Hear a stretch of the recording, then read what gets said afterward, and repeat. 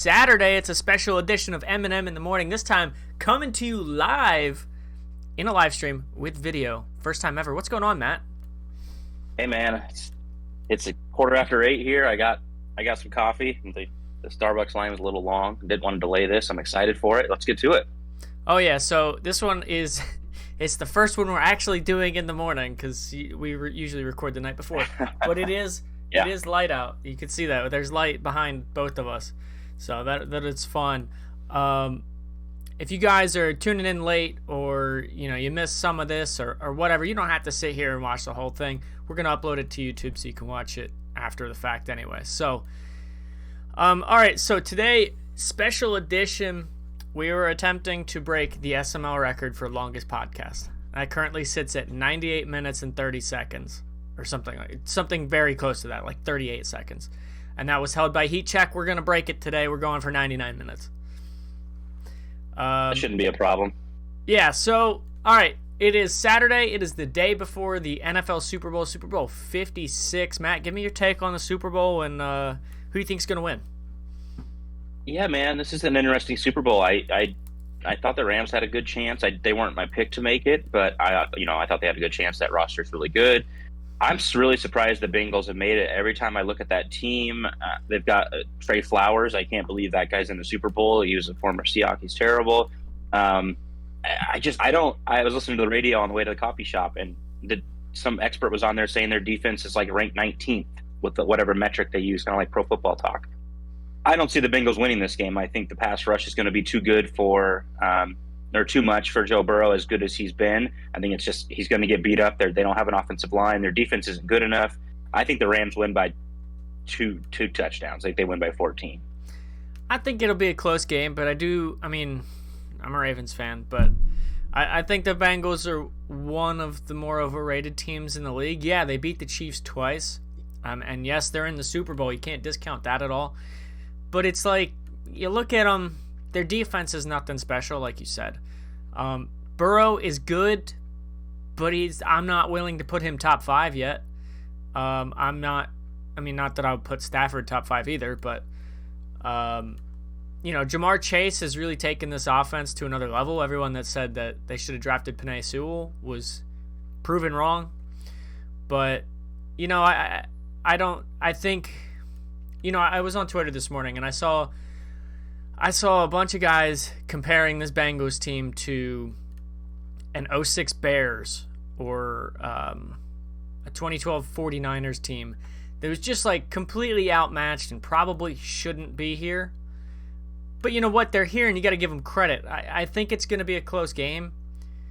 I don't know. I thought it was funny. I was on Twitter again this morning and somebody was saying how Eli Apple was like really rooting for Odell to make the Super Bowl because they used to be Giants teammates together and he wanted to lock him down. Like, yes, Eli Apple is going to be able to lock down Odell. Like, somebody forgot to tell Eli Apple he sucks. Yeah, but you know what's funny is everything I just said about the Bengals, I feel like I said that about every playoff game they've had this season. The Titans and the Chiefs, I forgot who else they beat, but I didn't think they would win any of those games. I do think the Rams are the best team they've played. I think it's the best defense that they've played, maybe between them and Tennessee. But I think Aaron Donald's better than Jeffrey Simmons. I think Von Miller's better than Harold Landry and Bud Dupree. I think Ramsey's better than anything the Titans have. So I think this is the best defense they've played. And if you're a bettor, I think I heard on the radio too, Aaron Donald for MVP is like plus 1,600. That's enticing to throw a little bit of money on. Well, let's not forget the Rams also have a former Super Bowl MVP and Von Miller on that team. So, exactly. they've already got a defensive MVP. Not out of the question for it to happen a second time. I think the Rams on paper look like the significantly better team. I think you could toss up for quarterback, but I think across the board, it's pretty clear which roster is better. I'm going to take Cooper Kupp over Jamar Chase just because there's more of a sample size there. As Tiny knows, that's my favorite word for the last week is sample size. The defense, Von Miller, Aaron Donald, Jalen Ramsey. You maybe say the Bengals are better at Jesse Bates and Joe Mixon, but that's about it. I'm not sure that I'm willing to say they're better really anywhere. Yeah, I agree. And as much as I don't want to root for a divisional rival, the Seahawks, Cooper Kupp went to my alma mater, which is like 25 minutes from where I'm sitting right now. So I love Cooper Kupp. I'm rooting for him, but I think the Rams win. I would like the Bengals to win. I love Joe Burrow. I think he's going to be great for the league going forward. I don't want the Seahawks divisional opponent to win, but if the Rams win, I'm going to be super happy for Cooper Kupp, who has come from a small FCS school and just blown up the league. So good for him. Yeah, it's something about those FCS teams that, West Coast, FCS, wide receivers, Jerry Rice, Cooper Kupp. Exactly. What's up, Good Prime? company to be in. Got a Eminem in the morning chat for the first time, so it's cool. You guys can drop chats. We'll see it live. All right, Matt, anything else to I'm add? sure that'll be I'm sure those chats will be pleasant. I can't imagine they would say anything mean. No, of course not. Anything else to add about the Super Bowl before we move on? No, I don't think so. I mean, this is kind of the bittersweet part of the year, right? I mean, we're all super big football fans. It's what we live for. And this is the biggest game, but it's also the end of the season. So a little bittersweet, but I'm ready for it tomorrow. And I just hope it's a good game. Like I said, I don't care who wins. Just give me a good game. All right, moving on. Yeah, I agree with you. And NYT says Matt is a pussy. Depends. Yeah, see, I mean, it didn't take long. Depends on what podcast he's hosting. On this one, he's not a pussy. So. Oh, okay, yeah. Prime, no one cares. I feel like I've split the league on my. I like the league is like split on where they align. I mean, Dan just absolutely hates me out of nowhere. I mean, anyways, I could talk about that forever, but you've aligned yourself with me, so that automatically makes people hate you more. All right, moving on. Yesterday, in what might be the biggest surprise of the season so far, the Patriots go into Detroit and knock off Clink and the Lions. All right, this is a Patriots team that had one win coming in. This is a Lions team that I think was 8-4 at the time, and they were heavy favorites. Duck King Sportsbook had them at 22.5-point favorites, which that was the biggest for the week, obviously, and then they lost. So it was going without to say, in the short history of the Duck King Sportsbook, that's the biggest upset in that small history. Matt, what's your takeaway? Yeah, I don't want to be that guy that's like that says, oh, I don't think that was as big of an upset as people think it was, because I certainly thought Clink would win.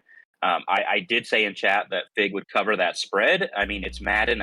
You just don't see those kind of blowouts that often. But I'm going to say that I don't think it was that big of an upset. Clink suffers from the same troubles that I suffer from. He's a really good defender, which inflates his record because he can play good defense. But he struggles on offense. Like, he's not going to scare you on offense. And when you have a situation like that, which is kind of the situation that I'm in, you can beat anybody and you can lose to anybody. And with Fig, last cycle, and I actually mean last cycle, Madden 21, when he had the Bears, he made the playoffs. And he can be competitive. It's just Fig, if things don't go his way early, he's one of those guys that's just, he checks out. He doesn't go full KJ and go to like broadcast camera, but he checks out. He posts in the chat, my receivers suck, or, he just gets out of it. But you give Fig motivation. We saw it last season when he needed to beat Mike to knock Mike out of the playoffs. He was motivated. He wasn't playing for anything other than to destroy Mike's season. He beat him. He was motivated by this absolute disrespect of a spread, and he came out and he played really well. So if I'm Fig, maybe I find someone to talk trash to me before every game and find something to motivate me. But I don't think this is a big upset. Yeah, the sportsbook will do that for him, so I don't think we need anybody. But listen, I mean, this was a Patriots team that was giving up 42 points a game coming into this one. And yeah, they gave up 31, which is not great. But the important part is they scored 34. That's outscoring 31 just by my simple math there. Somebody correct me if I'm wrong. Here's the story of how this game went. Okay. 0 turnovers for the Patriots. 1 turnover for the Lions. You lose the turnover battle. Third down conversions, 0 for the Lions. They did not convert a single third down all day. And I mean, that's it. The Patriots had the ball longer, too. You have the ball longer, the other team's going to score less. And when you're giving up 42 points a game, you better be trying to control that ball because you're not trying to give up that many points. Yeah.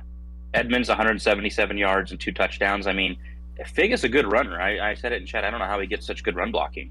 But when I played him, I don't know if it was this season or the last season, I couldn't stop his run, man. And I just, it wasn't even like he was doing something crazy or his running back was good. He just had open lanes. If he can stick to that and stop turning the ball over, which obviously he did in this game, if Fig's good, I mean, I don't think he's going to turn his season. He's not going to turn his record around and suddenly be like a 2-seed or something, but he's going to be competitive in a lot more games. It's when he starts throwing those interceptions and when he gets down, he just slings it, man. I don't even know if he is looking at his screen. He just hits a button and it's a pick. And so, I mean, if he sticks to the run, which he's good at, and he admitted he's good at it, he could be a good player. And he gave up 31 points, but 7 of that was on the kick return. Klink got a kick return touchdown late. So even his defense played okay. So yeah, I don't know. Maybe Fig can take some of this into next season. We'll see. So it was basically DeAndre Swift versus the Patriots. DeAndre Swift goes for 250 scrimmage yards, over that actually. 7 receptions, 106 for running back, by the way. 14 carries, 151 yards. So he was the better running back in this game. It just didn't matter because, and you know what? Yes, Chase Edmonds had a great game. I don't think that determined the outcome of this game. He went 19, 177.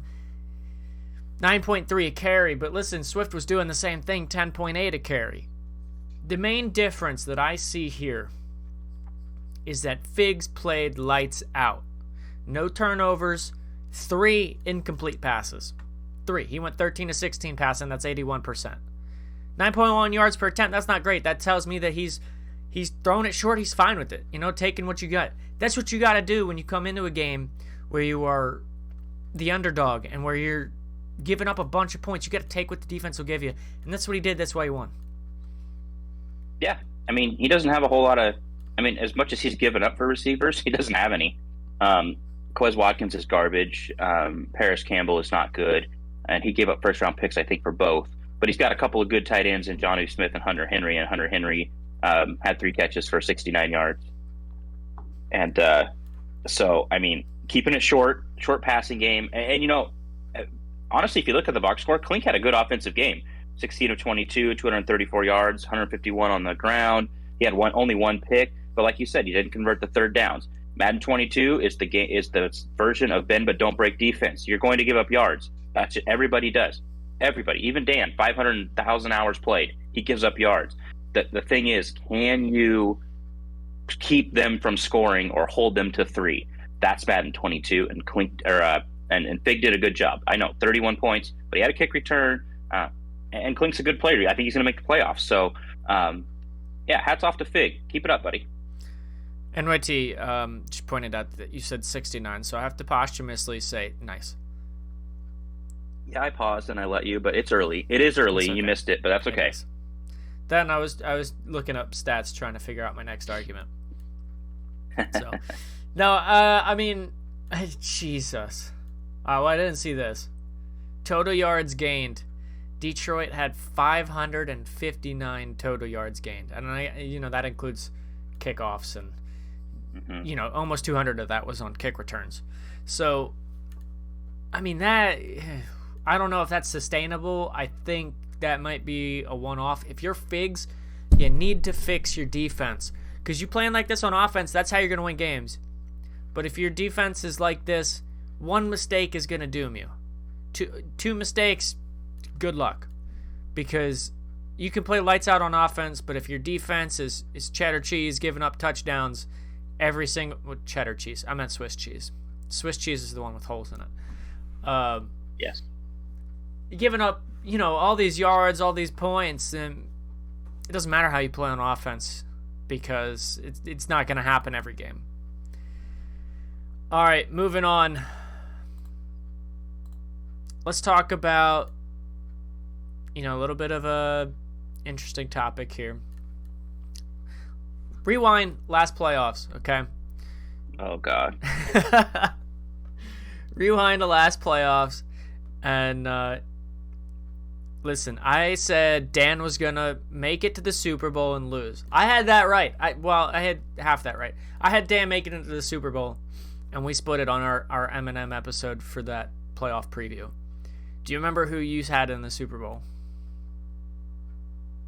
Yeah, I had Doink Face. Yeah, you did. Do you remember what Doink Face did in the playoffs? Yeah, he choked against Noel. He did. Oh my God. I just figured out who Anonymous is. All right, continue. Oh, do you want me to go off on Doink Face now, or did you have more to preface it with? No, I mean, that was the setup. You can go with it. So, this has been a long time coming. I mean, obviously, we're in week 12 of a new season, and maybe he thought he got off scot-free. I don't know, but I was high on Doink Face. I watched a lot of his streams last season. I love what he does with Brady. I love that team. I think he's when he had Rodgers and the Raiders before the blip, he was lighting it up. And I had high expectations for this guy. I know he doinked against Faz before the blip, and I know that was his one unclutch thing, and I gave him a little bit of a pass. I still called him Doink Face, but I gave him a pass. But he comes into the playoffs. He gets Noel, who, in my SML tenure, has not had success. I know he had a good season, blah blah blah, but I need to see more than just a good season. I need to see playoff success. So I'm thinking Doink Face is going to roll this guy, and then I think he would have ended up against maybe Future. I don't know how it all played out. I saw him rolling through Faz or Dan. I thought Faz or Dan would get eliminated by each other. I don't know how it all played out, but I had him in the playoffs. This guy comes out and he lays a freaking egg. I know that game had some issues. They had like a desync, and they had to recreate the game. But when that happened, I think the game was pretty much over. When they recreated it, there wasn't a whole lot of hype around him coming back. So this is my thing. I figured he'd fix that, and he'd come out this season and he'd tear everybody apart. And it's just not the case. I mean, the guy, he's anti-clutch. He is the opposite of Justin Tucker. He is the opposite of Tom Brady. It's just mind-blowing that this guy cannot seal a game because he's such a good player and he's got such a good team. But I just don't understand it. He gets absolutely throttled by QP, who's a good player. But if he'd have made the Super Bowl last season like I predicted, he would have faced QP, and that's not a good sign. He lost a close game to Bomber. That's fine. He lost a close game to Dan. That's going to happen. But, man, Doink Face, I got so much faith in you, buddy. I still do, honestly. I think as long as he has Brady, he's going to be a force. But, man, you disappointed me last season. I'm still hurt. I don't know if I can pick you again when the Eminem playoff special comes out this year. We'll see. I need to see how you finish. You got Faz twice and Future twice. Maybe I shouldn't put you in the playoffs yet because you got NYT to finish the season. You could literally be 8 and 9. But, buddy, go into practice mode. I don't know if you can ice yourself in practice mode, but if you can't, maybe find a friend, maybe Monty, one of the primer posse. Maybe get yourself in some ice situations in practice because you don't have the clutch gene, and you need to find it because you're not going to blow out Faz and Dan in the playoffs or a QP, a Prime, a Bomber. You're going to be in close games. You need to figure it out. I have faith in you. Our relationship is damaged, but it's not unrepairable. Keep up the good fight, and do not trade Brady to the Duck guy. I'm going to be pissed if you do that. That's my theory. He's going to trade Brady to Duck King, Duck Bean Boy, and I'm a little bit afraid of a collusion trade there. He's got a million names. You can call him whatever you want. We picked a good time to hit on this one because Jason Move just hopped in chat. Yeah. Listen, I'm kind of complicit on this because I kind of, I was cool with him beating Noel and Future, and I was like, you know what? Neither of those two guys have shown us anything in the playoffs, but my mistake is that Doink Face hasn't shown us anything in the playoffs either. Jace Move says, Matt talking about mending relationships sounds like somebody who doesn't want to stay single. That was a heady joke, but I'll accept it. No, I don't know. I think it was one of those unstoppable forces versus immovable objects there in the playoffs.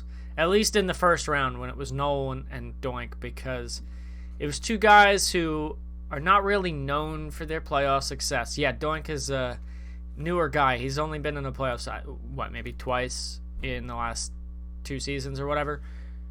He hasn't been around very much, so we don't really have a huge sample size for him. There's that word again. And whereas Noel, who is coming off a year and a half of not being very good at all. So you know what? I'm okay with that first round pick in the first, in the wild card round. Future, I think we kind of discredited a little too much. Did he? I think he did. He's 6-5 right now, so I don't know. Well, we're talking about last season. All right, this season doesn't matter. I'm gonna beat his ass tomorrow, but that's okay. Yeah, so I don't know, man. It's really interesting whenever a new guy comes in, because there's one of 3 things that's gonna happen. All right, they're gonna dominate. They're gonna win a Super Bowl in their first 3 seasons. They're gonna be terrible. They're gonna miss the playoffs. They're gonna win 4 games a year. Or the third option is what we just saw at a Doink face. He's gonna be a playoff contender, make the playoffs, and lose in the first round. And unfortunately, there's not really anything in between that. It's been a while since we've seen a new guy come in and be like 8-8, 8-9, failing to make the playoffs by 1 game, or just barely sneaking in and maybe picking up a wild win or something. But also at the same time, it's been a while since we've had a guy come in and make a championship game, make a Super Bowl, and just fail to win. So there's not really much in the middle there between those 3 things. And Jay Smoove seems to be falling into that make the playoffs and lose quickly. As, everyone will be quick to say, I'm sure, that I'm the expert on. Well, and he's one of the guys, and obviously he's a little biased. I mean, I would be too if I was there, but he's one of those guys that thinks the NFC South is the best division in the SML. And this is a good chance for them to prove that, because they went up against the AFC North, in which Doink Face is 1-3. He lost to Bomber. Close game. Respectable. Lost to RD, who hasn't played Madden since September. Not respectable. He beat Monty, but anytime the Primer Posse plays each other, I'm a little hesitant that there's some shenanigans. It sounds like these guys like math. At least maybe Duck Boy does. So I know Duck Boy let Spades win so they could both make the playoffs. I didn't see this game, so I can't comment on that. But I'm not too convinced there's not some tomfoolery going on there. And he got absolutely destroyed by QP. So if the NFC South wants to be the best division, and Jay Smoove wants to be the one to puff his chest out and say that it is, I don't necessarily think he had to go 2-2 or 3-1 against AFC North, but you gotta beat Noel in the playoffs. You gotta do that. I'm sorry, you just have to.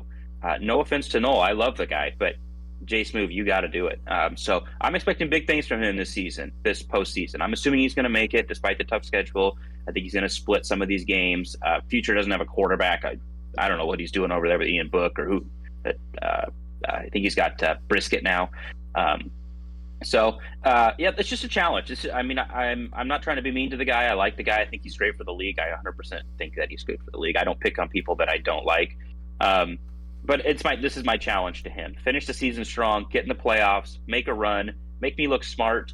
Just make me look smart the wrong year. I don't know if it'll be possible. Listen, the whole NFC South is the best division in football thing. It's interesting because last season, that was maybe the best division the SML's ever seen. 4 teams in the playoffs out of 1 division. That's never happened before. Of course, it's only been like a year and a half where that can happen because of the expanded playoffs. But this year, the league as a whole seems surprisingly mediocre, which is like actually really good for the league, I think. You've only got, we're in what, week 12, week 13? So some teams have played 11 games, some have played, 1 or 2 more than that. We've only got 2 teams that have 2 losses or less, one of them being you, which we can talk about if you want. But wow. Now let's lead. Let me just fly under the radar here. It's just the Ravens and the Jaguars. everybody else has at least 3 losses.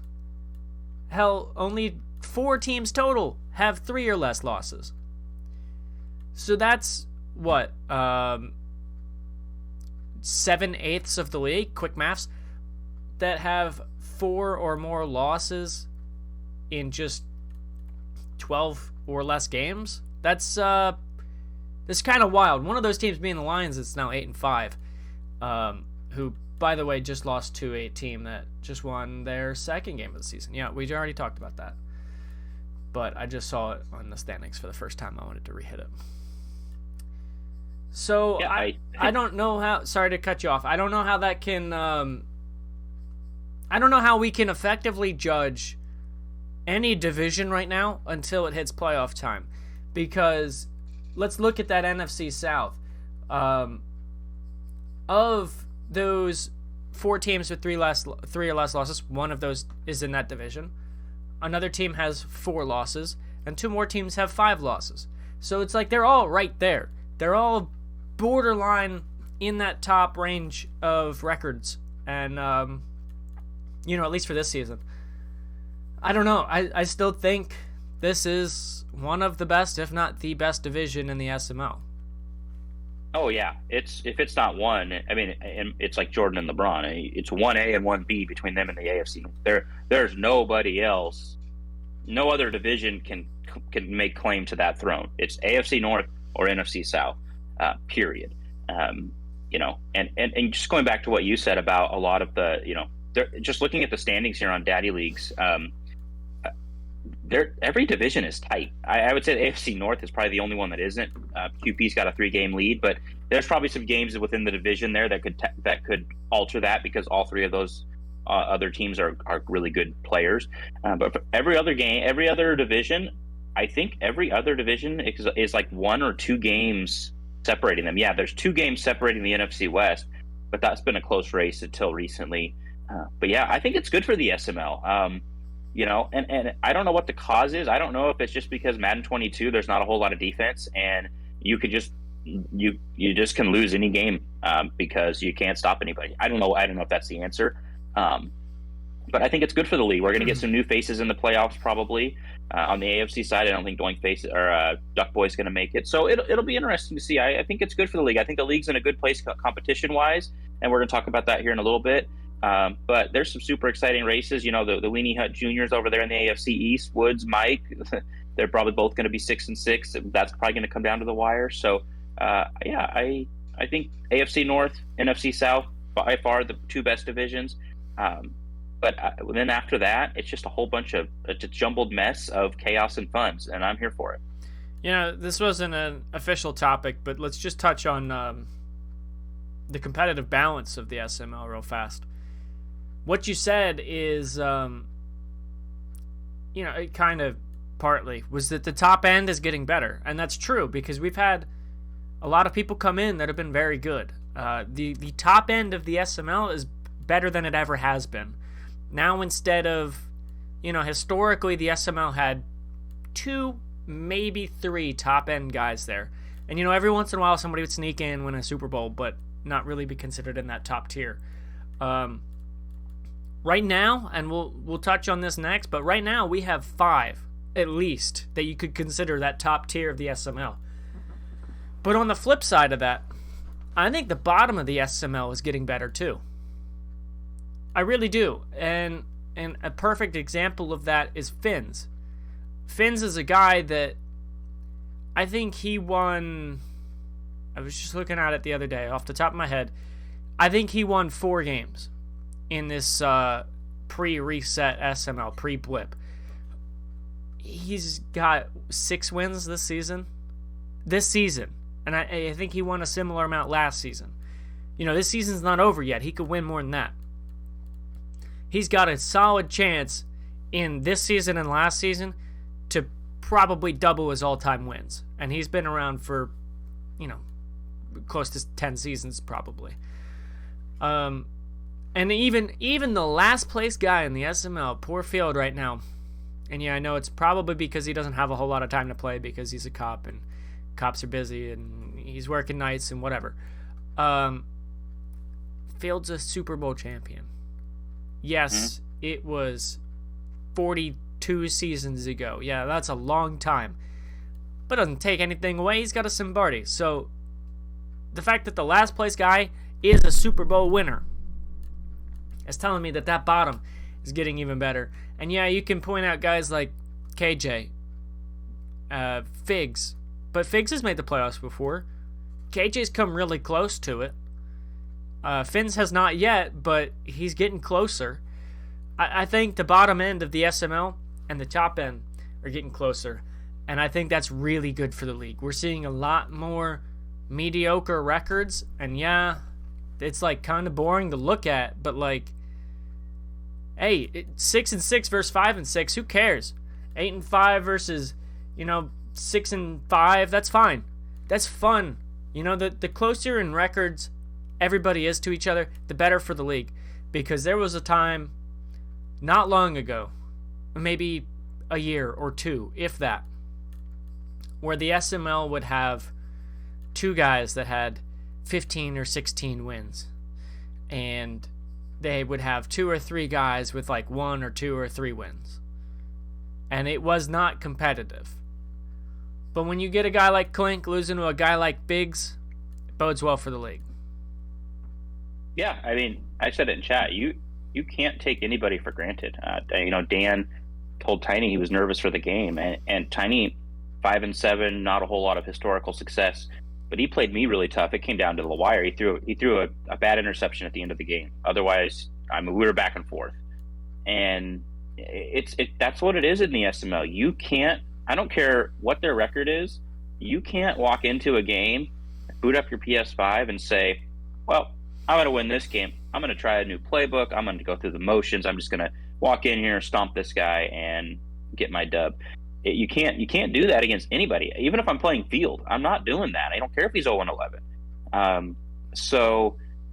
Grams, he was on one of his mini vacations. I think he was gone for 2 weeks, Bahamas, Disney, all the stuff that Grams does, and then he comes back in, boots up his cold PlayStation, hasn't even been booted up in 2.5 weeks, blows the socks off of the AFC's 2 seed last season, and Duck Boy. I got to watch my mouth with him because I always want to say mean things. Freudian slip. You love Duckface. Yeah, but you just can't take anybody for granted. And I mean, I've known Grams for a long time. I've played in leagues way before the SML, and I think he's probably been hurt the most with the user nerf because Grams has always been a good user, still is, but the game only allows you to be so good at usering. But Grams was a super good player back in the day, and you can't sleep on these guys. So I love that about the SML, man.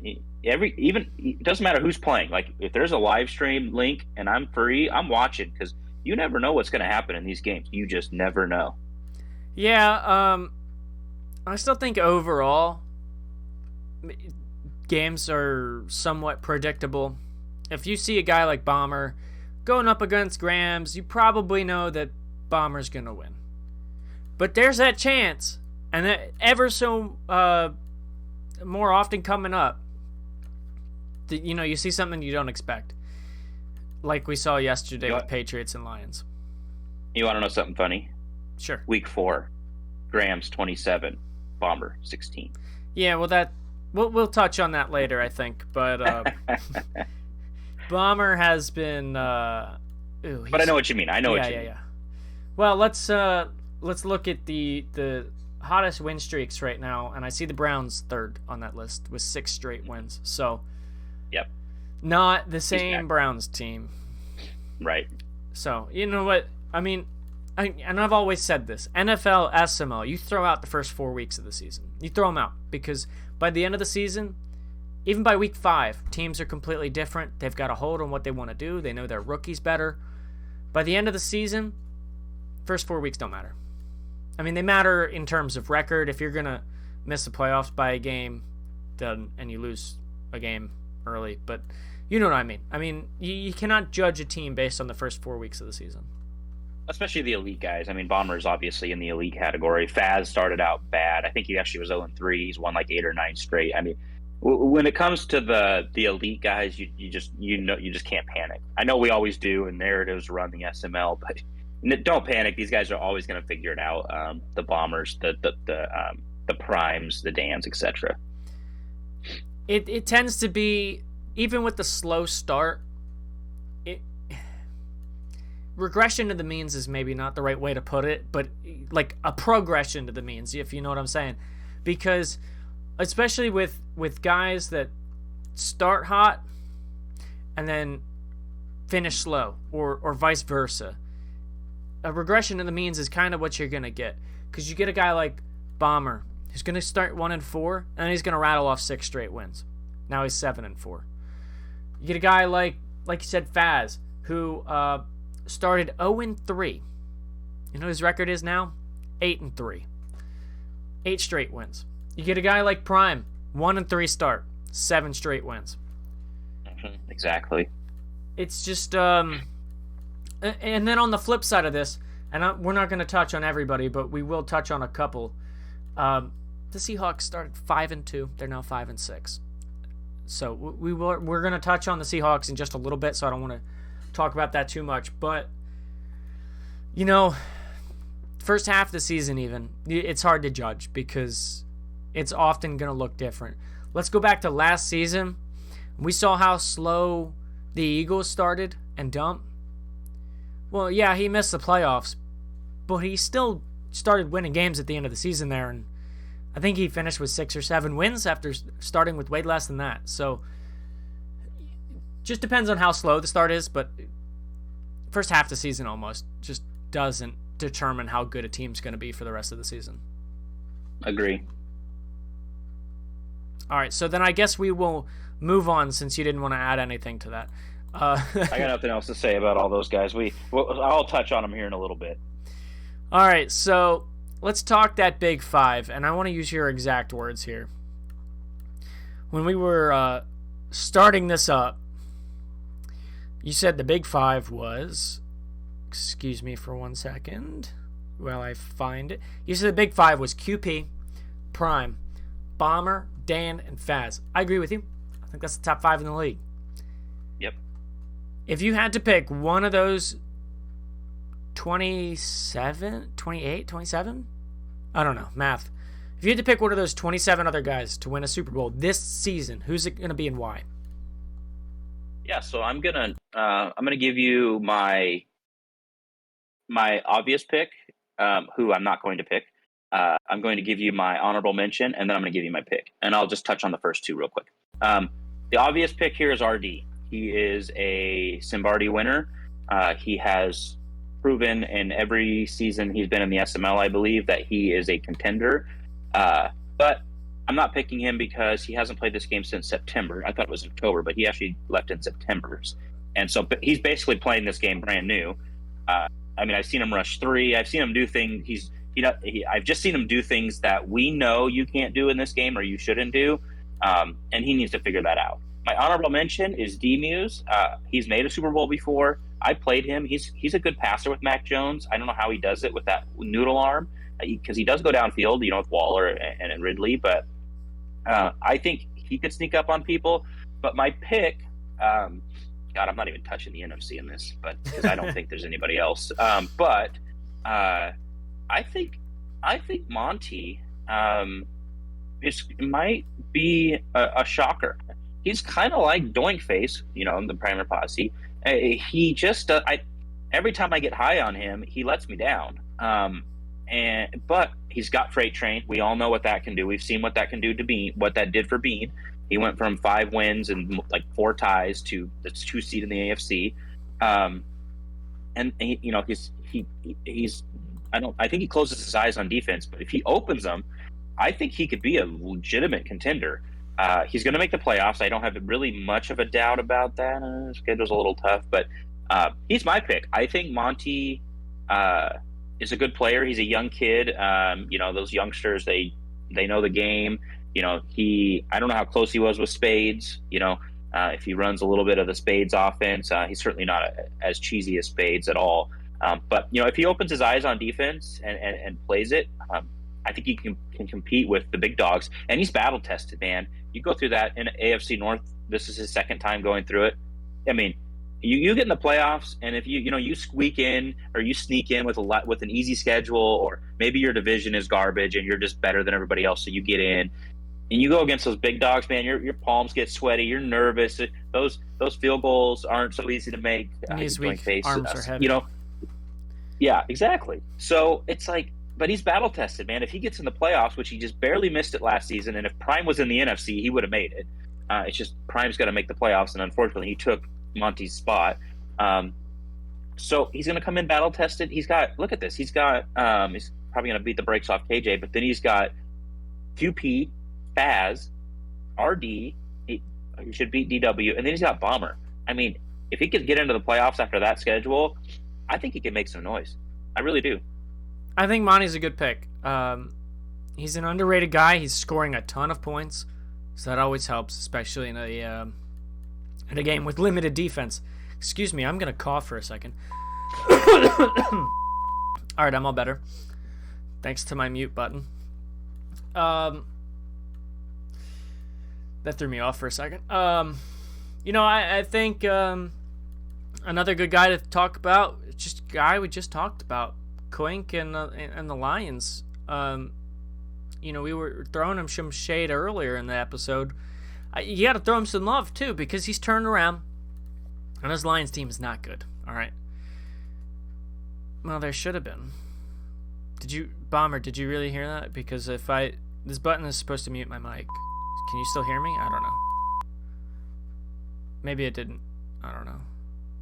Yeah, mute. I didn't hear your cough, but it's kind of weird doing a show after doing TA a couple times, not hearing a cough. So. Oh, you know what?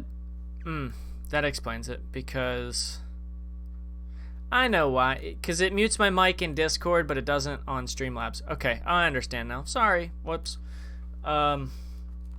This league's used to coughing. You don't need to apologize. I mean, come on. Yeah, I'm more professional than Prime, though. So, anyways, what I was saying was I think Klink is a good option, and I want to throw him some love because, man, we were kind of tough on him earlier. Lost to Figs, kind of deserve it. But listen, you turn around and you've got this bad Lions team, and you've got them at 8-5 after going 2-15, 3-14. Bomber, I'm gonna give him some love anyway. We just shat on him for like 15 minutes earlier, so. Yeah, did Bomber comment on his Fig loss? Yes, he said Klink gets no love after last night. Yeah, I mean, it's hard to argue, but I see where you're coming from too. But listen, this is a Lions team. The Lions, of all teams, is second in the league in scoring right now, behind only the Bills. And you want to look at those two rosters and tell me that the Lions isn't completely worse? All right, so they've scored 415 points. That's second in the league. And yes, they've played one more game than a couple of other teams, and two more than a couple other teams as well. So that might change, but never mind. That's still a lot of points. They've given up 299 points, which is middle of the pack. I'm okay with that out of the Lions. You know what? Especially when you've got a top 5 scoring offense, you can take it.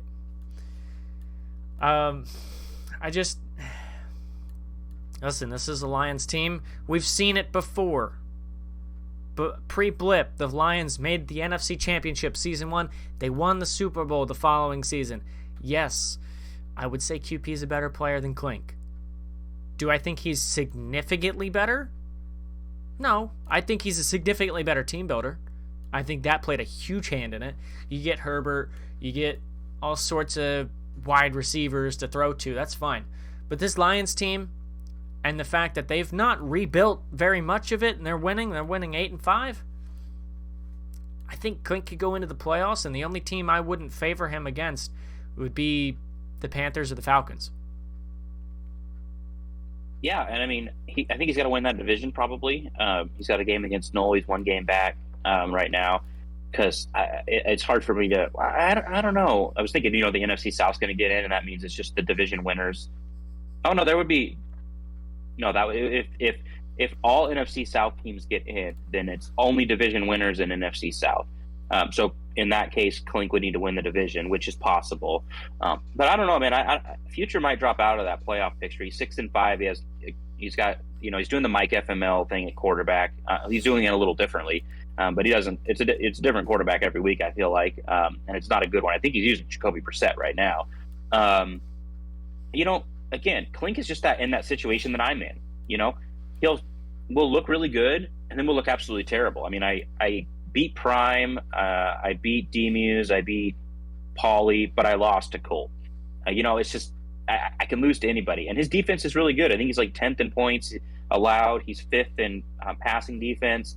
But yeah, if he goes up against Faz or Dan, I don't think that's going to matter. I don't think he's going to be able to stop him. But he's proven that he can play defense. He's proven that he can be a good player. And if Faz goes snowboarding, which that's kind of the rumor that he's going to miss the playoffs, and if Dan gets bounced by somebody, maybe Doink Face figures his life out. Look out! I could get on the Klink bandwagon if he can get in. So let me throw you a scenario here. Let's say Klink loses another game, loses 2 more games. That would give him 7 losses. He gets into let's say he wins the division at 10-7, which is not out of the question. Noel's 8-4. He's won 3 straight, so he's playing well, but he could lose a couple more. And then Finn's is 6-6. He's not probably going to win 10 games. Let's say all of a sudden then the Lions win their last 2 games of the season in convincing fashion. They walk into the playoffs as a 4 seed, as a 3 seed maybe, and they are playing their best football of the season. I want you to sit here and convince me, which I don't think you're going to be able to, that Klink playing his best football is not just as scary as playing QP or playing Bomber on an average day. I think Klink Klink's top end is right up there with some of the best. Yeah, I think the big difference, so I'm not going to convince you of that, only because I think Klink's challenges on offense I just can't convince myself to QP and Bomber, those are 2 real guys that can explode on offense. And I think that's just the difference. I think Klink is, if Klink could figure out the offense, and he's starting to build it. I mean, having the Lions doesn't really set you up for success in that area. But he's got the quarterback. He's got that wide receiver Guerrero. He's starting to build up an offense, and maybe not this season, but maybe next season after he's got Fields' pick. He's been shopping that. And that might be the number 1 pick in the draft. So it probably I need to see a little bit more. Yeah, I need to see a little bit more from Klink on the offensive side of the ball. I think defensively, he's always been a good player, and I bet in his Madden career, going pre-SML or whenever he started, he's probably always been good on defense. He's struggled offensively. My pick was Monty.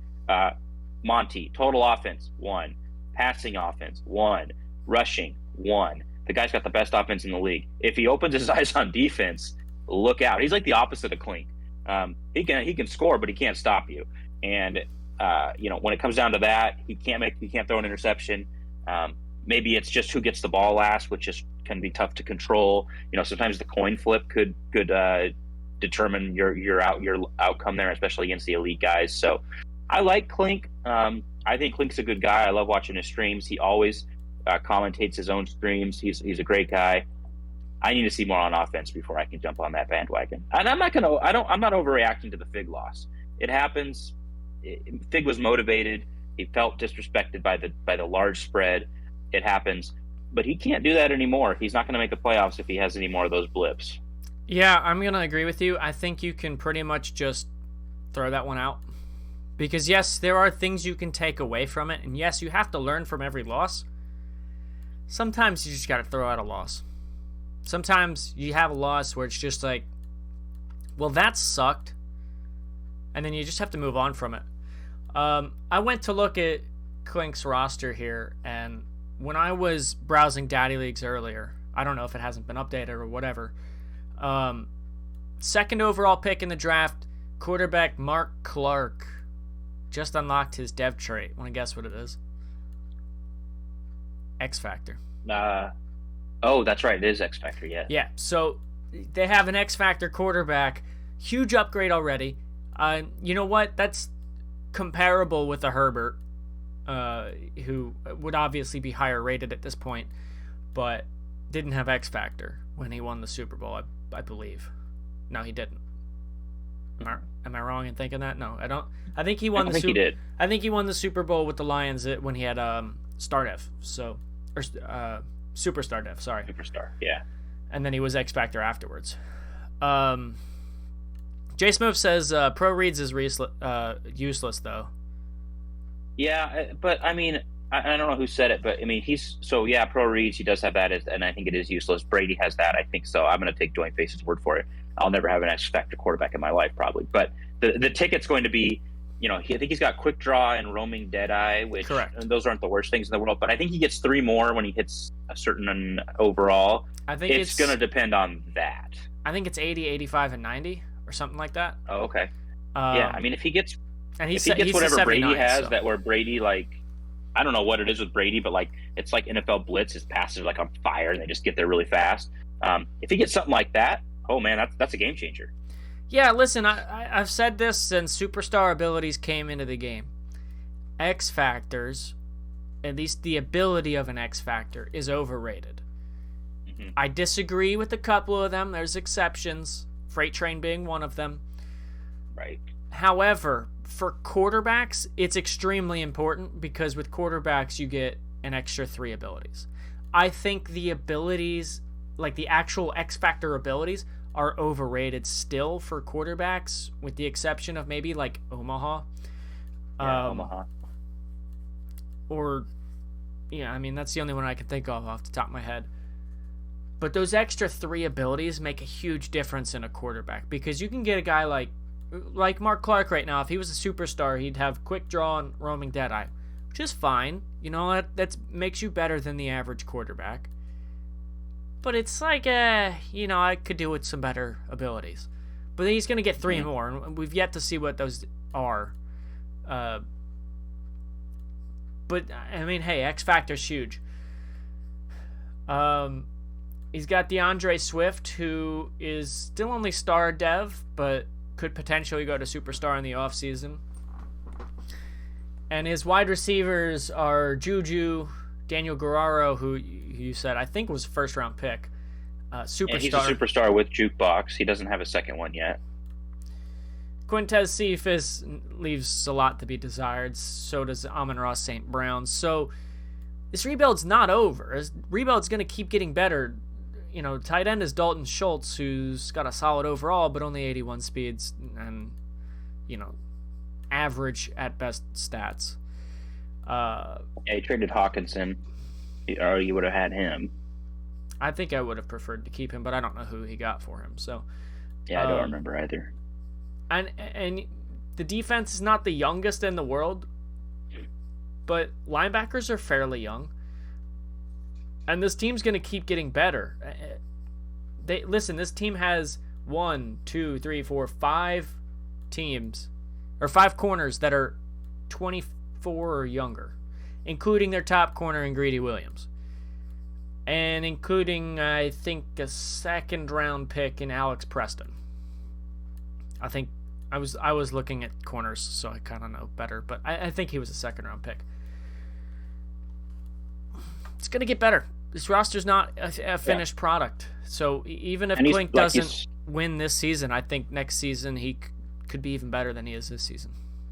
Yeah, and like we said, he's sitting on a gold mine. Right now he's got the number 1 pick as it stands, which obviously he doesn't need to keep because he's got a quarterback. I doubt there's anybody comparable anybody out there. I haven't really checked the rookies much, but I doubt there's anybody out there that's worth the number 1 overall pick. So he's probably going to trade back or maybe for multiple picks or maybe get a stud. He's really weak at safety. I think that's going to be one that he tackles. I don't know how much he likes Joe Hicks, who's normal dev, but 91 speed, 6'4", 21 years old. Maybe you can work. I think you can actually work with that. But his other safeties are trash. So it's not over. But man, if you're Klink, you got to be loving where you're at because you've got your core with Clark, Swift, and Guerrero, and now you just need to build around it. And you're sitting on the number 1 pick. Plus, you still have your pick. So I think that's why Klink took this team. Well, obviously, why else would you take this team?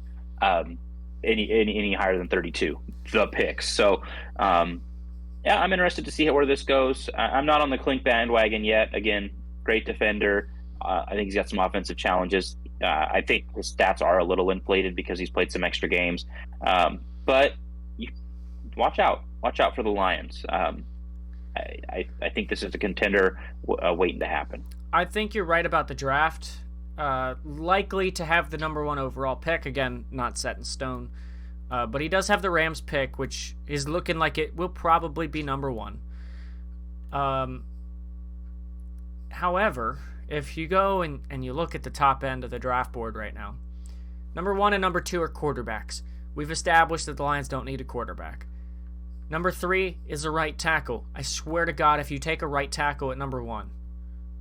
So he won't do that. Number 4 is outside linebacker Artie Shepard, who has decent to solid speed. Not a top 5 guy. He might have a dev trait, and I might be wrong about that, but the speed's not there, and we know how everybody in Madden loves speed. Number 5 on the board, another right tackle. And then I think the next guy that you really think about taking, and really maybe the only guy in the top 10 that's worth taking for the Lions right now, is Tyquan Langford, the right end. And he's sitting at number 6. You can trade back. Trade your pick to a guy that needs a quarterback. Get an extra first. Get 2 extra firsts. You better get a lot for that pick because you're not going to have the number 1 overall pick again. But really, I'm okay if you trade back even further than that. Ideally you trade back to like number 5 or something. But if you trade back to 15 to 20, you could get a ton. And you're not really going to be missing out on that much because there's a ton of talent. There's a ton of talent here in the middle of the first that I don't think is really there at the top of the first. So, yeah. Honestly, if I'm picking top 5 at all, I'm traded back. Yeah, and like I said, I know a guy in Miami that needs quarterback and has draft capital. So there you go. That could be it. If you wanted to stock up on, if you're like, I don't really want to risk rookies anymore. I kind of hit the lottery in the first draft. I don't know if I can do it again. And you want some players. Paulie, that Giants roster has talent everywhere except for quarterback, and he missed on his quarterback that he drafted. I know Klink and Paulie have a wonderful relationship, so I'm sure that would be an easy deal to discuss. I say that very sarcastically, but he's got options out there. Does he want to get established players, or does he want to get rookies? And I think that's in whichever route he decides to go will determine who he trades with. But man, if you're the Lions and you're Klink, you're sitting pretty, man. Even if Field wins a game or two, it's still a top 5 pick. So he's going to be fine. Okay, so we were. I think I was going to kind of push this to a future episode, but since you brought up the Giants, we can briefly touch on the rookie quarterbacks. You said you missed on your quarterback. Yeah, big time. Brian Turner. He's the 20th overall pick. Not even starting, I don't think. Yeah. He could be starting. I don't think he's throwing a pass. But he's 10 overall lower than Daniel Jones. And you take him in the first round, who I think, by the way, Daniel Jones was like 60-something when he was drafted too. But that's because Madden hates him for some reason. But listen, Brian Turner, yeah, you're going to have some growing pains. Yes, he's only normal dev. He's got 94 throw power. That's not nothing. 70s accuracies sucks, but is what it is. I think you put so much capital into this guy, the 20th overall pick, you might as well just rock with him and then build around him. You can build a team around a bad quarterback, and then maybe when the rest of the team is good to go, then you take a pick or sign a guy in free agency. But for now, I think you sunk a 20th overall pick into him. I think you need to stick with him. Yeah, I don't know. He has thrown one pass. I don't know if that was on purpose or what, but yeah, I don't know. I think Paulie maybe thought this is a win now roster, and it is. Somehow, some way, I don't understand how this team is so good because they've been so terrible in real life. Yet they are like super good in Madden. I don't understand. This team is really freaking good. And maybe he thought this is his window of opportunity. He's in a weaker division. I know he's got Dump in there, but even with Daniel Jones in a win now mode, he's not doing very well. And he mentioned he made the playoffs last season, said he got bounced because Baz had evasive. Well, Saquon has evasive now, and Paulie's 6-5. And evasive does take skill. He probably hasn't figured it out yet, but I don't know. Paulie's going to have a really interesting offseason. I don't think he's in a good cap situation. I think he's one of those that was over the cap after the draft because of the rookie reserve thing. So he's got some work to do. I think he's only got to find a quarterback. I think the rest of this team is pretty much set. Obviously, he might have to trade some of that to get a quarterback. But, it'll be interesting to see what Paulie does. But I have to say I'm shocked to see him 6-5 after getting Saquon evasive. Yeah. I think the clear winner of this last draft was, as we've talked about all too often in this episode, was Klink. Got the best quarterback in the draft at number 2. Number 1 pick, Bryson Rodgers. He's star dev.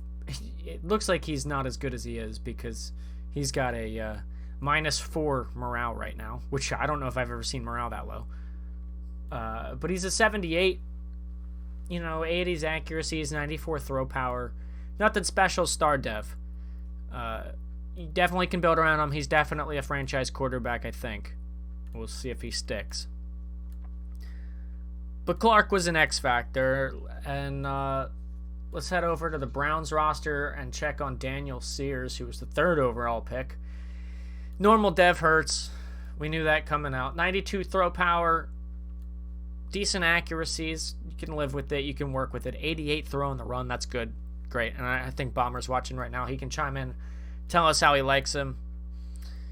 I don't remember who drafted Kent 24th overall, but the Seahawks. I think it was Duck Boy. Titans. Yeah, that sounds right. I knew like 60 speed and doesn't want to use him. Let's see. Yeah, Jason Kent. Another bad quarterback in the first round. Stop reaching for quarterbacks. God, that's 260-something quarterbacks in the first round. In the first, between 20 and 24. That you can get later. I mean, maybe you can't, but like you can get a better quarterback in free agency. Kent has thrown 70 passes this year, 10 of which were intercepted. So, not great. Normal dev. And then in the second round, the Seahawks got Denzel McKee? Yeah, Denzel McKee. I remembered that. Nice. And another guy I don't think gets used. Yeah, 26 attempts, 3 interceptions. Not great. 64 and 65 overall. 92 throw power. I mean, another guy that he's got Ryan Tannehill, so it's like you don't really need to start the rookie. But if you're going to rock with the rookie, you drop a top, what is that, 40? Top 45 pick into him. You got to work with him. I don't think you can draft a guy that high. The first 45 picks are extremely valuable. If you're going to draft a quarterback, you need to stick with him at least for the rookie year. I mean, like, I'll understand if you hate him and you want to let him go and you can sign a better guy in free agency. I can understand that. But you got to rock with him for the first season and see if you can't get maybe a dev bump or learn to change your offense around him or something like that.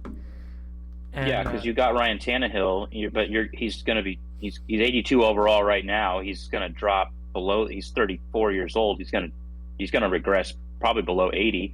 You're not going to use him next season, so you're going to be in the same position. And now you've got a guy who sat for a year, didn't get any dev. Well, outside of like the normal training dev.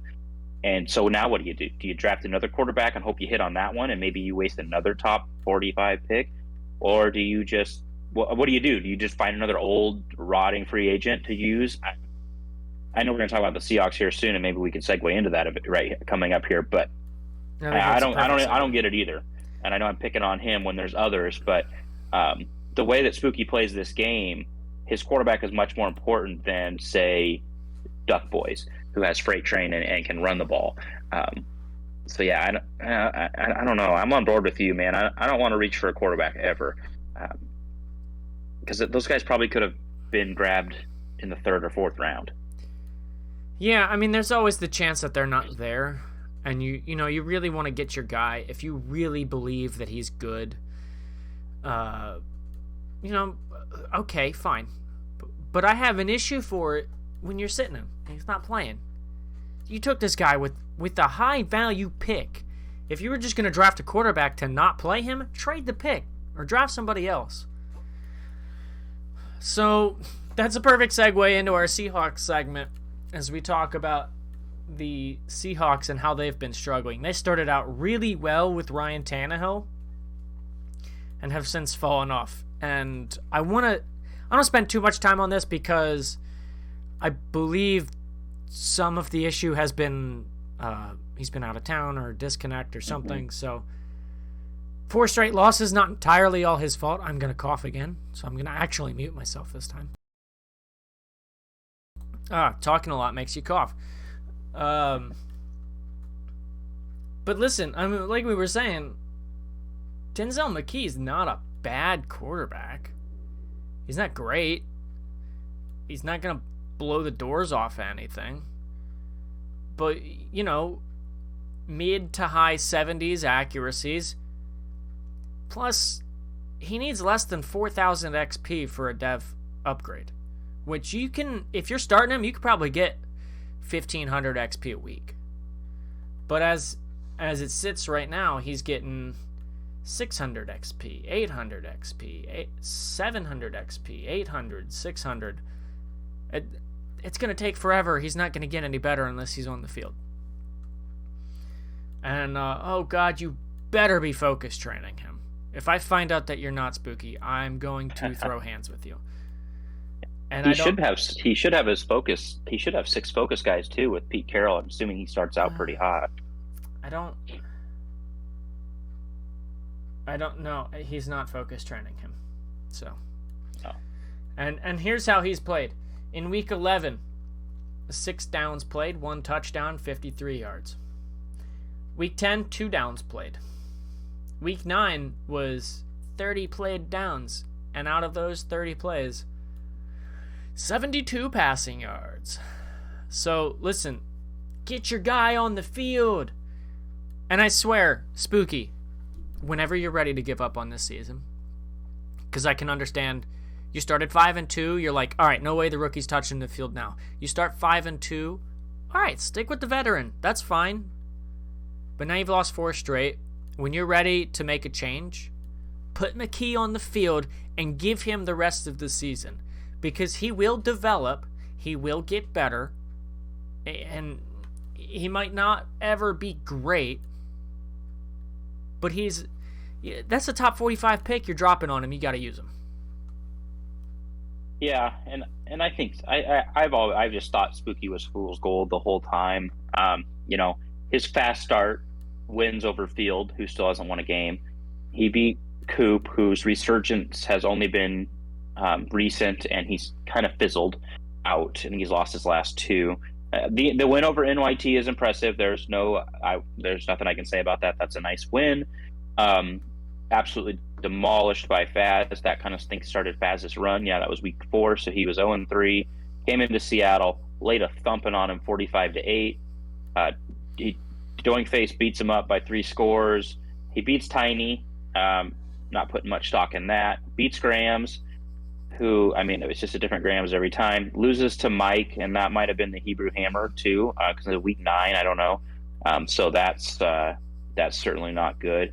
And then he loses to Colt. Now, both of those losses were 1 point, but those are games you kind of got to win. And I know I lost to Colt, and it was the Hebrew Hammer, 23 of 46 passing against and Spooky and beat him. And then he gets throttled by Future, throttled by Dan. Well, I think there was some CPU stuff in there, but here's the thing: his fast start was attributed to his schedule, and I just didn't see. I saw NYT pushing ahead in that division, no question. I think the interesting thing with Spooky is that he traded for Chase Claypool on a team that already had Metcalf, Lockett, and Eskridge. He needs a pass rush, needs O-line if he cares, needs a free safety, needs corners, and he went and got the one thing they don't need, and another receiver. Obviously, he did that because if you've ever played Spooky, he loves to spread the field 5 wide. He loves to do that, which is fine. When you're the Seahawks, maybe just say, screw it. I'm not going to worry about the defense. It's a lost cause. I don't have the picks because of the Jamal Adams trade in real life. I'm just going to spread the field. I'm going to try and outscore everybody with Russell Wilson. Well, then you go and trade Russell Wilson, who's a fantastic. I mean, I think he's a top 5 Madden quarterback, escape artist. I think he's got some other abilities. He's fast, good accuracies, all that kind of stuff. And I mean, that deal was probably too good to pass up, getting 3 firsts. But you got 3 firsts from a guy who's really good, who then left the league, but then was replaced by someone else who's also really good. So it's not like you're going to get a top 5 pick out of that and end up with a quarterback replacement. And I think that's the problem: is he's starting Ryan Tannehill and trying to run a spread offense. That's not going to work. It's never going to work. I'm sorry. The top guys are going to just absolutely destroy you, and we've seen that. So I think this is a very important offseason for Spooky. I'm with you. I think it's time to throw in the towel. I'm sorry. I think it is. And I think if you start your rookie against Field, you could probably still win that game. But why don't you just see what you have? You've got some good opponents coming up. NYT, you've got U-Meets, and he's got D-Muse. Those are good games to see what that kid's got. And, he's going in there with he's got the Steelers pick. He's got his own pick. He does not have his own pick, I don't think. The Jets might have it. So I check. I just looked. I think he's got Pittsburgh's, which is currently 12th, but I can't remember. Jets do not. That might be over. I'm going to figure out who's got his first. So keep talking for 45 seconds. Yeah, I think he might actually. The Jamal Adams trade was a couple years ago. He might actually have his first now. So I think it's a pivotal offseason. Find out what McKee can do, which honestly probably isn't much. But find that out, because 26 attempts, you're not going to know that. And then go into the draft, and if you want to run a spread offense, you better find a quarterback. Unfortunately, you had one, and you let him go. I think you got a good return, but for your offense, you need a quarterback. I don't know if that was an expendable piece, regardless of the return. The Texans have Spooky's first-round pick. Oh, I think Spades screwed up because there was the Hardman trade with ZZ, and then he did the Russell Wilson trade. I thought I saw in chat that Spades sent the wrong pick to the wrong person. That sounds so. Right. I don't know if they fixed it, or if they still need to fix it. So that may or may not be accurate. But regardless, it's a big offseason. I mean, look at Russ, 71% completion last year, 72 if you round. 4,500 yards, 40 touchdowns. He did throw 31 picks, but he had a rating of 114.3. I mean, he was good with Russ. When I played it, I was like, I couldn't stop him. Russ was making every throw that he needed him to make. So, again, that's a good value trade. I think if you look at it on the forums, 3 firsts for an aging quarterback, obviously that's a good return. But the way that Spooky plays this game, it's not. He threw with Russell Wilson 357 times. He ran the ball with Chris Carson 169 times. That's almost 200 more times he passed than he ran. That's about on par for Spooky. Yeah. So I don't know. Why trade Russell Wilson? Even if the offer's too good to be true, you just left yourself in a position where you don't have a quarterback. In the offense you run, that's the most important position on your team. If he was like me and he just ran the ball all the time, and that'd be fine, but he's not. He's the opposite of me. The guy just slings it. So he's got work to do, and I don't know what those picks turned into last season, but they were middle to late round. RD's going to win more games. That's going to be middle to late round again, even if he doesn't make the playoffs. So I don't know. I don't know. I like Spooky, but I don't see what he was doing here, and I think he's going to struggle for the rest of the season unless he magically finds a quarterback. I don't hate the Russell Wilson trade. I think you got a good return. He's an older guy. He's an X factor. He's a quarterback. You're going to get a ton for that. You want to get something for him before he retires or regresses beyond what would be a solid trade for you. So I'm okay with that. What I'm not okay with is how you replaced him. So you draft McKee in the second round. You're like, okay, we'll see if this guy's any good. He's not any good, so now you've wasted a pick that you don't like for some reason. And then you go out and you sign Ryan Tannehill, which not the same player as Russell Wilson. It's just not. Not even close, nope. 88 throw power, not good for Spooky. Spooky needs 91, 92 minimum for his style of play. His accuracies are good, so you're going to be able to throw it short. He's got 89 short accuracy. Well, he's got 90 short accuracy because of the morale, but play action 92, 65 break sack, which is not great, but that's not a huge issue. I didn't realize Ryan Tannehill had 86 speed, but still, I mean, Ryan Tannehill is just not the kind of quarterback that the Seahawks need. And yeah, he's probably fine as a stopgap, and as we saw, he was fine as a stopgap when Spooky was 5-2.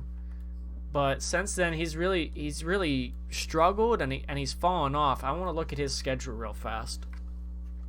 Yeah, and while you're pulling that schedule up, just let me make this one comment real quick before I forget. So, look at the calendar. It's February 12th, which is a reminder of Valentine's Day on Monday, guys. Figure something out for your lady. But it's February. The last draft, if he'd have found a quarterback to Dev, he might have had a time. It's going to be March, probably by the time we draft. Man, he's running out of time to dev a quarterback. He's got to hit. I mean, you can't just get a normal guy or in the 60s or low 70s and hope to dev him up. You're not going to have enough time. So that's another factor that I don't know Spooky took into account. If it was September or October, maybe it's different, but it's almost springtime, buddy.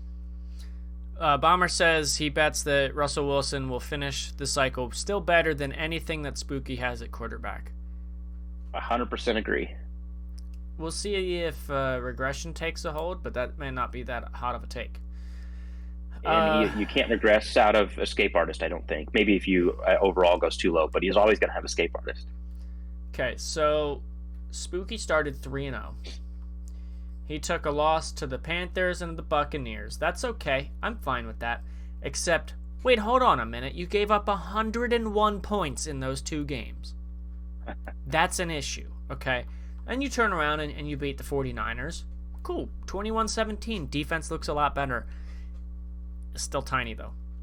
Then you come out, you beat Grams, only giving up 28 points. 34-28 final score. All right, that was your last win. That was week 8. As we've talked about. Now we're in week 13. Forced loss. Well, no, that was a sim. Or maybe it was a forced loss. I don't know. It says home force win. Lost to the Dolphins 28-29. 34-35 lost to the Broncos, which that one did look like it got played. Seahawks blew them out of the water. The Saints blew the Seahawks out of the water, and so did the Falcons. So, not the easiest schedule in the world, but you got to beat Colton.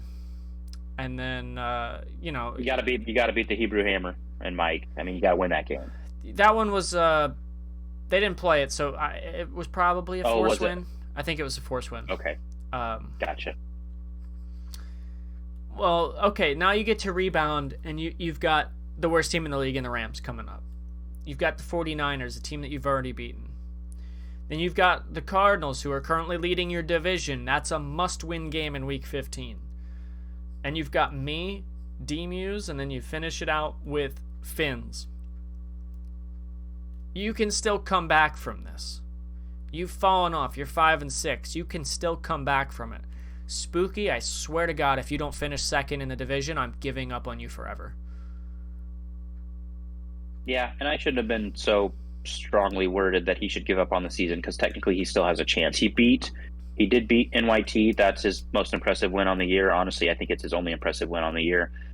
So if he could beat him again in their second matchup, he would have tiebreaker, and he's only 2 games back. So I guess he shouldn't give up on the season. But I'm going to say one last thing about Spooky, because talking about a 5-6, 5-7 team this long kind of making me a little nauseous. So very, very, very rarely do you get a chance to right your wrongs. He and I realize that this is probably crazy and that it might not happen, and maybe it's not the smart thing to do. And the smart guys in this league can call me dumb.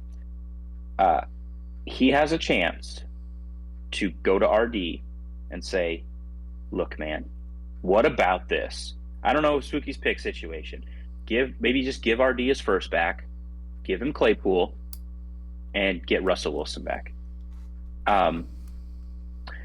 RD needs a wide receiver, really, really bad.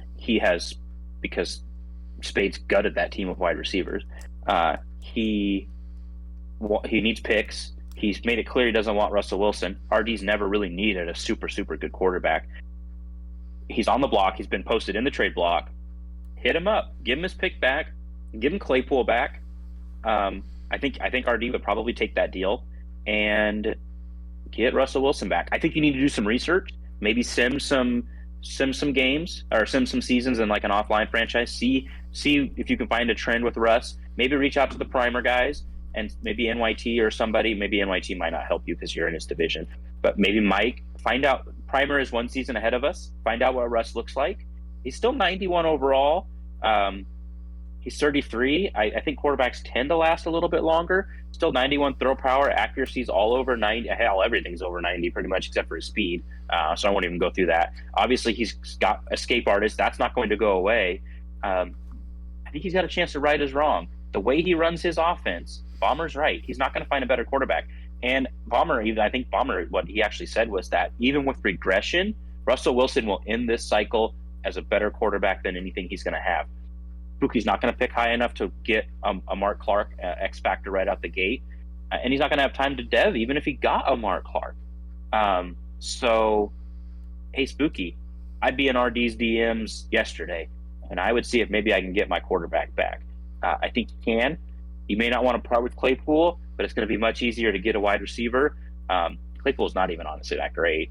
He's just he's tall and he's fast. You can replace that much faster than you can replace a quarterback. So that's my idea. If I'm the Seahawks, you have a chance to right your wrong, because the Spades is still the owner. He's not trading Russell Wilson back. You've got a chance here to right your wrong, and I would talk to RD, see if you can figure something out.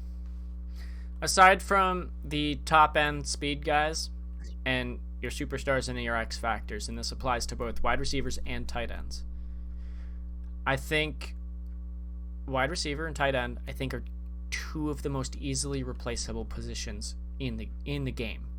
I think you could throw running back in there as well. Again, obviously there are exceptions. Your top end speed guys, your top end superstar X factor guys like that. You can't replace those. That's okay. When you don't have those guys, you've got a guy like Chase Claypool. You can replace him real easy. Mm-hmm. It's not going to take. Agree. When you have 92 or less speed. I mean, there's probably a 92 speed guy sitting in free agency right now. Like 92 speed's nice. 89 acceleration though. Ooh. So, I mean, he's not like he's a burner. I mean, Mitchell Schwartz, who I don't even think sees the field in real life, I think he's a bench warmer, is a Madden god because he's 97 speed. You can do that. You can go into the draft, look at the combine number, and just take the fourth. Dan, he's got this guy that's like Ben Barr or whatever, freaking garbage. But he's like 98 speed or something. Bob Ball, dude. He was on the all-name team. Oh, yeah. Was it Bog? It's Bob with a B. B-O-B. Oh, God. His name's Bob. Wow.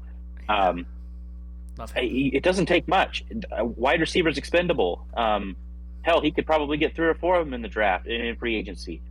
So, man, I got to get a quarterback, buddy. The way you run offense, I played you last season. The way you run the offense, Ryan Tannehill ain't it, and he's not going to be even close to it once he regresses next season.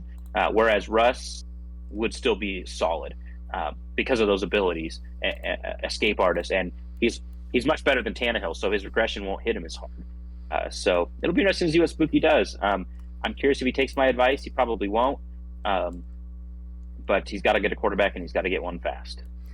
All right, moving on. SML meetup. Matt, if you could invite one person who is not currently in the SML, who would it be and why? Ooh, that's a good question, and I have to apologize because I'm sure I'm going to forget some people that used to be in this league that I would be like, oh yeah, I remember him. I would invite him. But for me, man, I got a soft spot for this guy. I made it known in chat. He's one. I don't know. He's like a big, grumpy, raging teddy bear, and that's Latin Yank. I don't know, man. That guy. I don't know how he doesn't have more viewers on Twitch, but he needs some advertising because his games are the best to watch. No offense to anybody else, but man, that guy's freaking hilarious. And I just want to see what he's like in real life because, I mean, a lot of times he plays in like not a suit, but like maybe like a shirt and tie, or he's always dressed up like he just got off work. So it's like, what does this guy do? And then he comes home and rages. His wife, I for the sake of law enforcement seeing this, she might beat him. But we've heard stories about that. I remember him saying when he bought his PS5, he was hoping she wouldn't even notice that it existed. So there's some interesting stories to be told there. But I think Latin's probably a super chill, cool guy.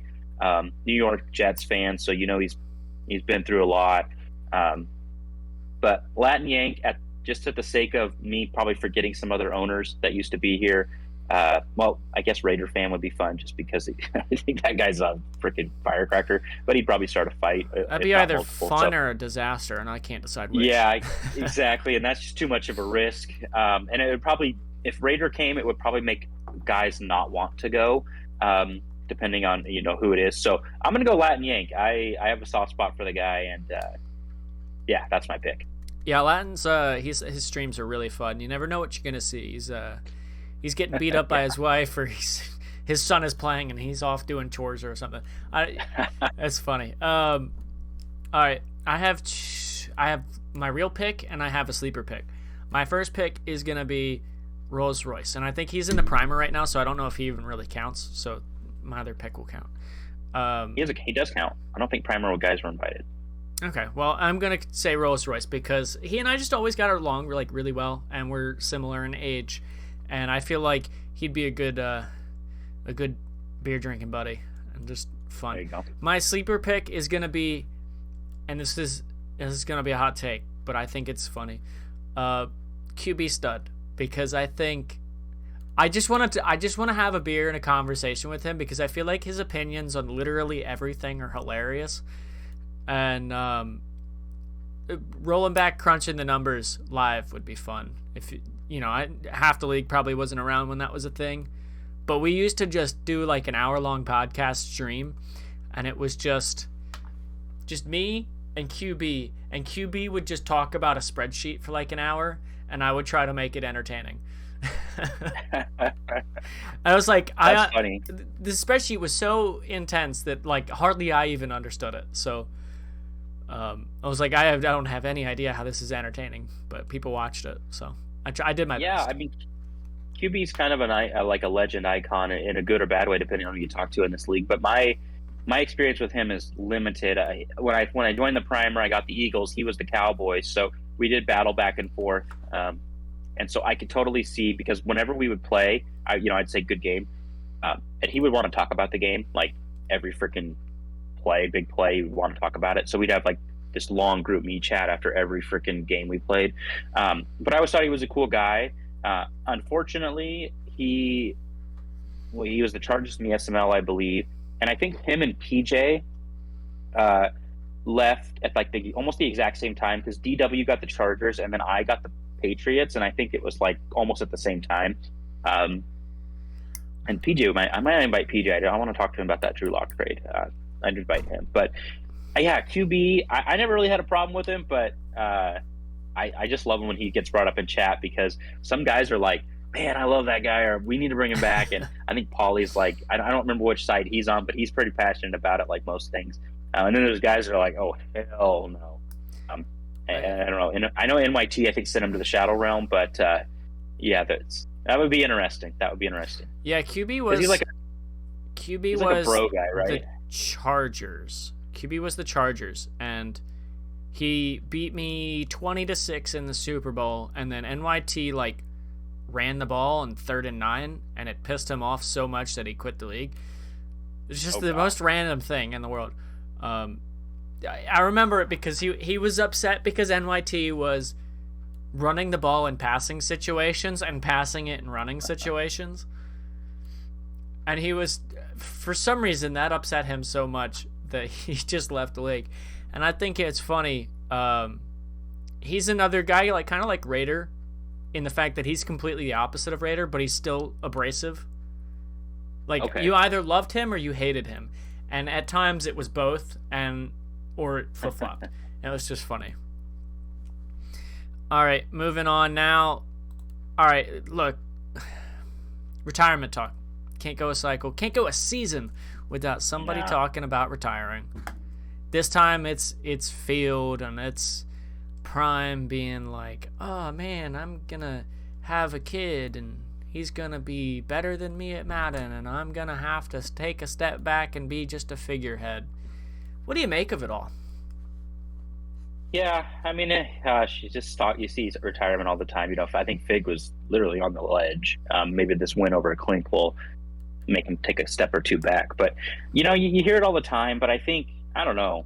Like, no matter what happens, at the end of the day, whether you're winning, losing, or you're in the middle, you're doing a little bit of both. There's always next season.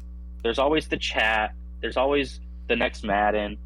I feel like you can talk yourself out of retiring. I'm a little bit worried about Field just because I think, winning, losing, you don't like the game, all of that stuff will eventually be. You've always got a new Madden. Maybe you'll be good at it. When it comes to real life, when real life gets in the way, it's a little bit harder to maybe talk yourself into staying. And I don't know if Field's real life situation with his job, which is a very important job and a very demanding job, if that's going to be, he's just kind of he's just right now in a window where like maybe they need help or maybe his schedule will eventually change and things will get better and he'll stay. But I'm a little worried, man, because that guy, he's working his butt off. He's got to be extremely tired. I know the last thing he wants to do sometimes is come home and play Madden. But I don't think anybody retires. I think we keep the same core. As far as retirement goes, you never know. Someone might go off the rail and get the old Prime might, be shining up the boot at any minute. But I don't think anyone's going anywhere. Prime's not going anywhere. Come on. He's not going anywhere. So, you see the Woods with the David Ortiz gif that he's going to be retiring. He's not going anywhere. So, and I hope not, because I like this group of guys. I hope nobody goes off the ledge, especially losing. I mean, the game is much more than winning and losing, and I know sometimes chat can be a little rough on if you're losing, but hell, it can be rough if you're winning. But you just got to find your fun. And what's that? Nothing. It didn't matter. It's funny. We talk about the three guys that have been talking the most about retiring. All three of those guys are Hall of Famers. It's I'm starting to feel left out. Maybe I should retire. But no. I enjoy this league too much. I enjoy the people in it, so I'm sticking around. You can't get rid of me. I do think, unfortunately, we're going to lose Field at some point, probably soon.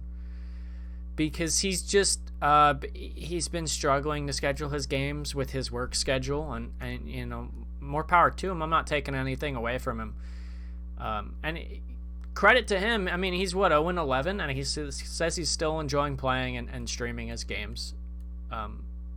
I think he wants to stay. I just don't know how realistic that is for him with his job. I'd love for him to stay. I like him a lot. We probably didn't get off to the best start 4 years ago, but since then I've gotten a lot of respect for him. I'd like him to stay. I like everybody in the league, even guys that I've gotten into it with before previously. I still like them. So if I had to say somebody's going to retire, I'm going to say Field. Unfortunately. Do I think that we make it to the end of March without changing somebody else? Probably not, no. Because even in our best times, we're still changing a user or two every 2 months or so. We lost Spades recently, and that was a couple of weeks ago, I guess, maybe 2-3 weeks ago. So that kind of restarts the clock there. So I'm thinking by the end of March, we'll probably lose somebody else. I don't know who. Could just be out of the blue. I didn't expect Spades to leave either. So I don't know if that's true retirement, but true retirement, no, maybe Field, but that's it. I think it's tough to walk away because, if you walk away, you're gonna get that itch, man. You're gonna get that itch, and as we spots do open in the SML, but it's not. Yeah, there's turnover, and I think at a certain level, at a certain point, there's such thing as healthy turnover. I think it's okay. I don't think it's bad that a league has some turnover. Obviously, it depends on the reason. If your whole league is fighting in chat, or everyone's being a cheese ball, that's different. But I think there is such a thing as healthy turnover. But man, you don't want to be the guy that retires, leaves your spot, gets replaced, and then in 2 weeks, man, you got that itch to play Madden again, and we don't have any spots for you. Yeah, maybe you'll get the next one because you're a proven guy, but man, that next one could be 2 months away, and that's quite a long wait. So I think as much as you want to jump off that cliff, I think losing your spot in the best Madden league that has ever been around, I just like being in the chat, man.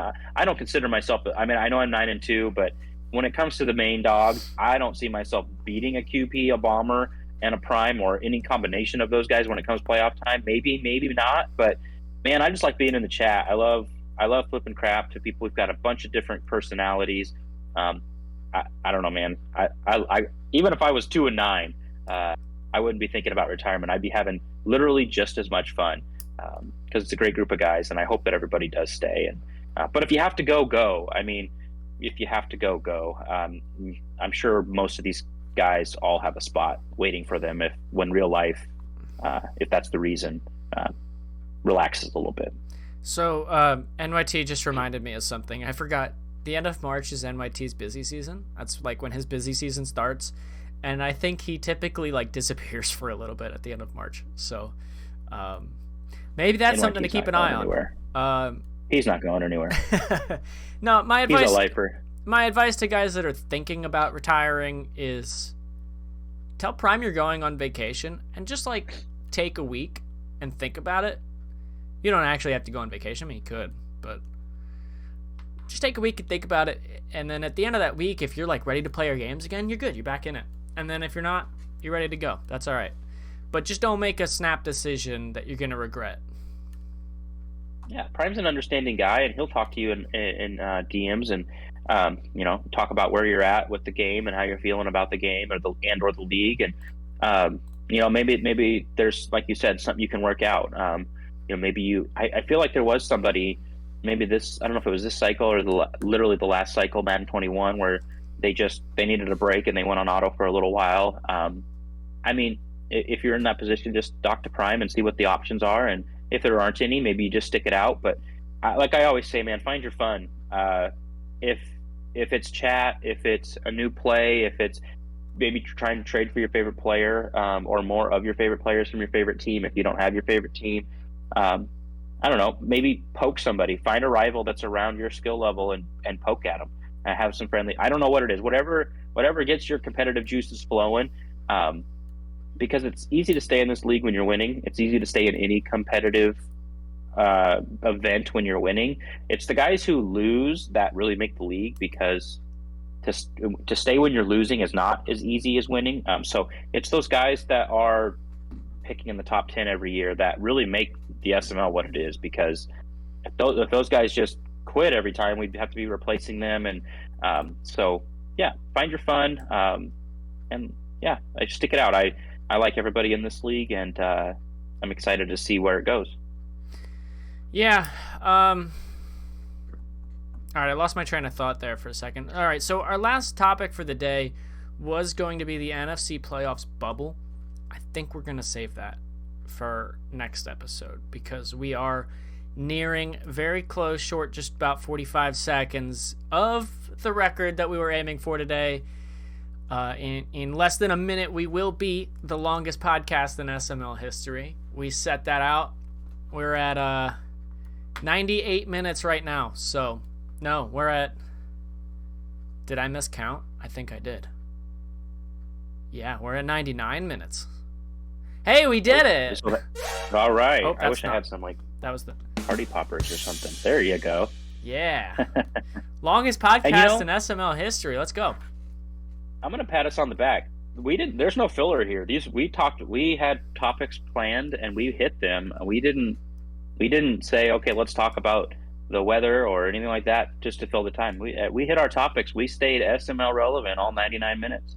Oh yeah, I was a little worried. We got to like the third topic in the first like 17 minutes or something. I was like, okay, we're gonna have to slow down. But no, hey, I mean, we did it. I know you said it was held by Heat Check before. It was. That was 98 minutes and like 36 seconds or something like that. Well, I know Bomber said they're going to be having a playoff episode coming up, and I'm sure they may or may not have a rebuttal. And it maybe not intentionally, but if the playoff picture stays as it is, they're going to have a lot to talk about. So we'll have to see if our record holds, and if it gets broken, well, you know what we have to do. We have to reclaim the throne. I'm all for that, and you know what? I was talking about it in chat, but kind of my thought was, hey, the more I talk this up, the more maybe Bomber gets competitive, or maybe Prime decides he wants to do a podcast that's more than 37 seconds long. And hey, if we go back and forth, we keep breaking the record. Hey, more content for the SML, everybody wins, right? Yeah, for sure. Prime says, congrats to Matt. So thanks, Prime. Oh, thanks, Prime. Appreciate it, buddy. A lot of respect. Sure, you guys can talk about this on your Total Access or whatever on Wednesday. All right, so that's going to do it. It is no longer the morning in the East Coast. It is just about noon o'clock in the Central Time Zone. And Matt, you're still lagging behind. But all right, guys, thanks for watching and listening. And if you have not listened to all of this, and I know we've been going for almost 2 hours, so I'm sure there's plenty that you didn't miss. This will be uploaded to YouTube. If you're watching it on YouTube, thanks for tuning in after the fact. And thanks, guys. We'll talk to you soon.